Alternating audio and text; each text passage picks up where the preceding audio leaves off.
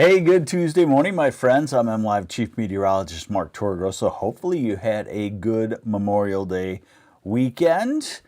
And, weather-wise, we have another slow-moving storm system, one of these cut-off low-pressure systems. So they don't have the oomph behind them to move in and move out. They just kind of spin slowly across the country. We're already seeing the cloud shield from that storm system, and eventually by tomorrow we'll get the rain showers in the southern part of the state, and they'll gradually shift northward. So let's go down into it and show you what I'm talking about. And unfortunately, hey, yesterday was beautiful, but unfortunately we already have to deal with clouds in some places. You know, the center part of the state, it looks like you have some sunshine around Mount Pleasant and Alma and maybe in the northeast. A little sunshine in Frankenmuth area, but other places still a lot of gray clouds. Hey, good morning, Mike Stetz. Good morning, Tom Ramsey from Freeport. Christy McKay, good morning. Rena Coble, good morning, Howell. And Carmelita Tiffany needs moisture in Mason County. You know, some of these sandy areas of Michigan, in about 4 or 5 days, it's pretty dry. Hey, Mark Mario, morning. Welcome. Charles Bryan, good morning too. Okay, so we're going to deal with more clouds than we are sunshine. Let's get into the radar forecast and show you what's going to happen. Like I said, it's going to take until tomorrow morning, fortunately, before rain heads this way. So if you want to get something done, you've got some time. I'm grabbing the latest high resolution rapid refresh model.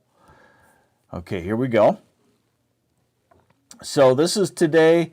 Yeah, it's showing some sprinkles or a light shower in the far southeast corner this evening, but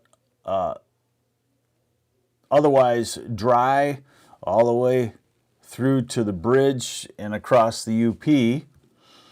Then we jump to the next model that goes out a little bit further in time, and we start to see the showers tomorrow. This is 8 tomorrow morning, 9, 10, 11 tomorrow morning, and midday. So what we get is tomorrow we get showers developing in the southern half of the state in the morning and shifting to the northern half of the state in the afternoon. Not heavy, just some scattered showers, and this is Thursday morning, and they're still lingering around as this upper level storm system is still there. I'll show that to you in just a second, but I know a lot of you just like the details.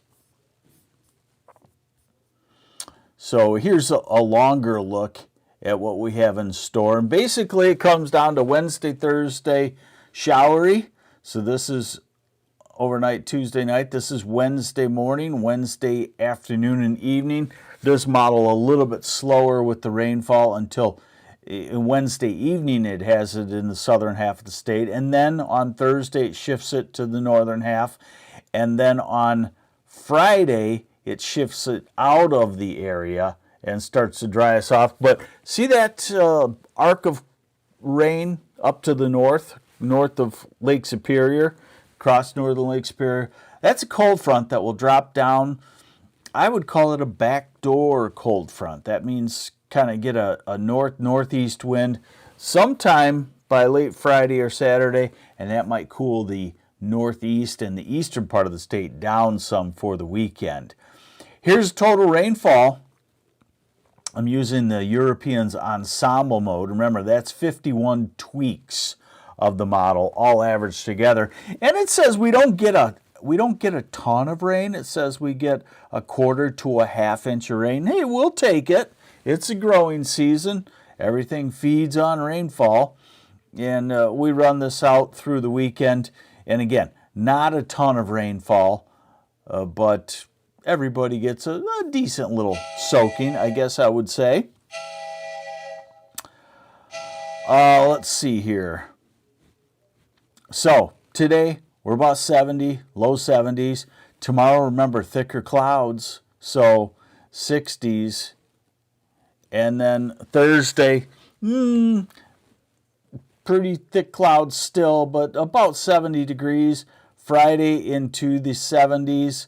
Saturday, remember that cold front comes down. I'm sorry, Mike Predmore. It is what we get, cold fronts. So this is Sunday, 70. This is next Monday. And signs that, I'm going to show this to you in a second here, signs that the upper air pattern will be changing about June 1st, June 2nd or so. So next week, we're looking at temperatures in the 80s. And of course, we still get cold fronts. That's the beautiful thing about Michigan is even in the summer, we get cold fronts. Hey, let me just show you the upper air real quick of what's going on, and you'll be able to visualize the change coming. First off, you'll be able to visualize the stagnant. Let's see, David Feinblum. We had great weather in Greece. Coming home. Oh, you just got interrupted by a commercial. Hey, we have no control of that. Our garden looks great. Just about done harvesting asparagus. Carmel, Tiffany, will this backdoor cold front bring any chance frost? No, I don't think so. So here's that upper level low Wednesday into Thursday. And then you see the backdoor cold front and the northerly flow developing Saturday. And then changing by the time we get to early next week into actually a summery looking high pressure ridge to our south, troughs to our north. We can get severe weather with this kind of pattern because we're sandwiched between really hot weather south and the jet stream energy just to the north. So this is out to June 11th. Things straightening out. I know summer is always seems to be slow to arrive here in Michigan. It's the way it is. So you got some more showers. You still got some time to plant some grass seed. That's what I'm doing this evening after work. And hang in there.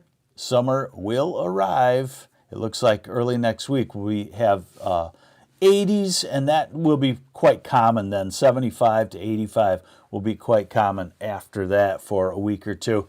I still feel like the atmosphere wants to be warm. The atmosphere wants to have a ridge in the south on the Gulf Coast building northward. If it's positioned in that spot, by the time we get to the second half of June, all of July, we will be hotter than normal, and we will hope for a cold front every once in a while, which we probably will get in this kind of flow.